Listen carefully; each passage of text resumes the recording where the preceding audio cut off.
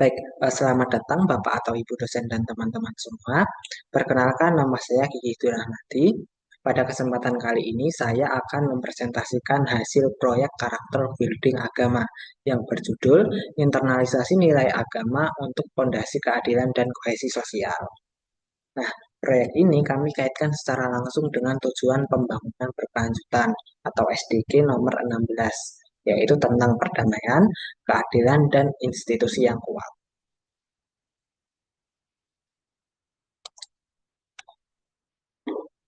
Baik, mari kita mulai dari latar belakang masalah. Proyek ini itu kami berangkat dari sebuah keprihatinan terhadap kondisi masyarakat Indonesia saat ini. Di satu sisi, kami melihat adanya rendahnya kesadaran terhadap hukum dan nilai keadilan. Hal ini itu terkonfirmasi oleh data yang menunjukkan bahwa pada tahun 2020 hanya sekitar 6,9% desa di Indonesia yang diakui sebagai desa sadar hukum. Di sisi lain, kita juga sering menyaksikan konflik berbasis identitas atau SARA dan fenomena intoleransi yang menandakan lemahnya kohesi sosial kita. Kedua fenomena ini menggarisbawahi adanya kebutuhan yang mendesak untuk menginternalisasi kembali nilai-nilai fundamental agama seperti kejujuran, keadilan, dan toleransi sebagai landasan untuk masyarakat yang damai sesuai dengan SDG nomor 16.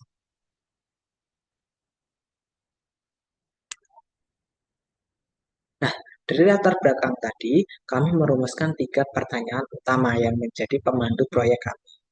Yang pertama, itu bagaimana cara kita meningkatkan kesadaran masyarakat umum akan pentingnya nilai-nilai luhur agama dalam kehidupan sehari-hari. Yang kedua, bagaimana peran nilai-nilai keagamaan tersebut dalam memperkokoh fondasi masyarakat yang damai dan adil. Untuk yang ketiga, itu bagaimana proyek ini dapat secara konkret mengembangkan atribut PGA, yaitu growth mindset, collaboration, dan social awareness pada diri kami sebagai mahasiswa.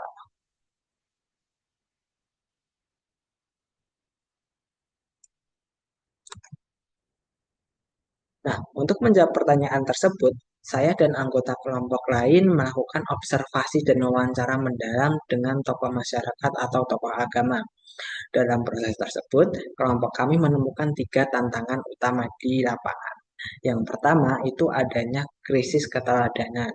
Nah, masyarakat sendiri itu kesulitan menemukan contoh baik dari tokoh-tokoh publik. Yang kedua, pemahaman agama itu cenderung dangkal. Jadi agama sendiri itu seringkali berhenti pada ranah ritual atau simbol saja, tanpa menyentuh substansi nilai dan akhlak. Nah, untuk yang ketiga itu menguatnya politik identitas. Nah, isu ini itu sering digunakan untuk menciptakan jarak sosial dan memecah belah masyarakat. Nah, temuan-temuan tadi itu menegaskan bahwa proses internalisasi nilai-nilai luhur agama di masyarakat kita itu menghadapi tantangan yang sangat fundamental.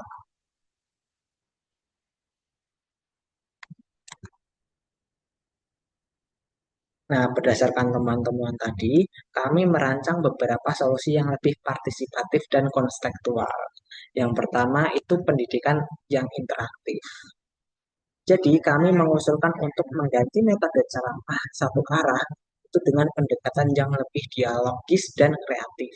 Misalnya, bisa melalui media film atau seni, terutama itu untuk generasi muda. Nah, untuk yang kedua itu bisa dimulai dari keluarga. Jadi internalisasi nilai itu paling efektif dimulai dari lingkup terkecil, yaitu keluarga.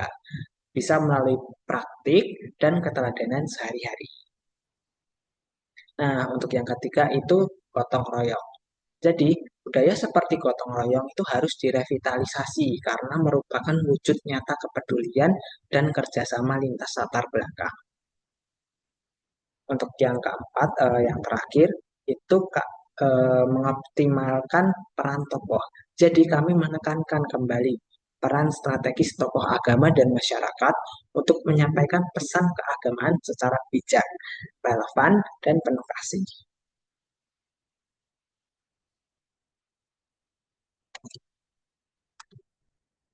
Sebagai kesimpulan, itu ada tiga poin yang dapat kami tarik dari proyek ini. Yang pertama, itu rendahnya kesadaran hukum dan maraknya intoleransi di Indonesia berakar berakar pada kurangnya internalisasi nilai-nilai fundamental agama dalam kehidupan masyarakat. Yang kedua, pendekatan proyek berbasis lapangan yang partisipatif itu terbukti menjadi metode yang efektif untuk menanamkan nilai-nilai tersebut. Yang mana ini itu sejalan dengan tujuan SDG nomor 16.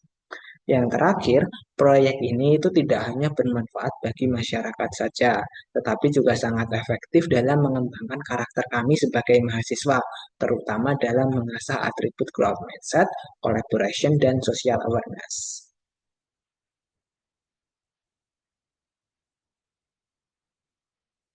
Nah, sebagai penutup dari sisi video presentasi saya ingin berbagi sedikit refleksi diri.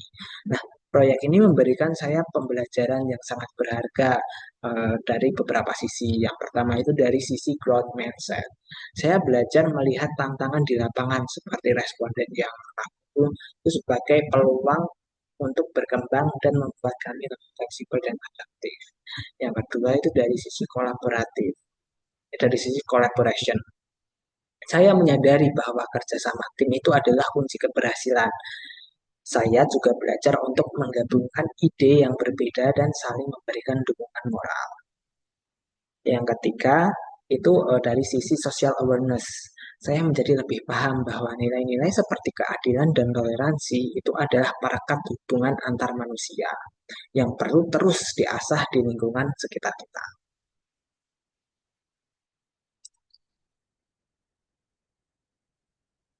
Nah, pada akhirnya sekian presentasi dari saya. Saya percaya bahwa perubahan itu bisa dimulai dari individu yang berkomitmen menerjemahkan keyakinan menjadi tindakan yang nyata. Terima kasih atas perhatian Bapak, Ibu dosen, dan teman-teman sekalian. Jika ada kesalahan kata, mohon dimaafkan dan terima kasih atas perhatiannya.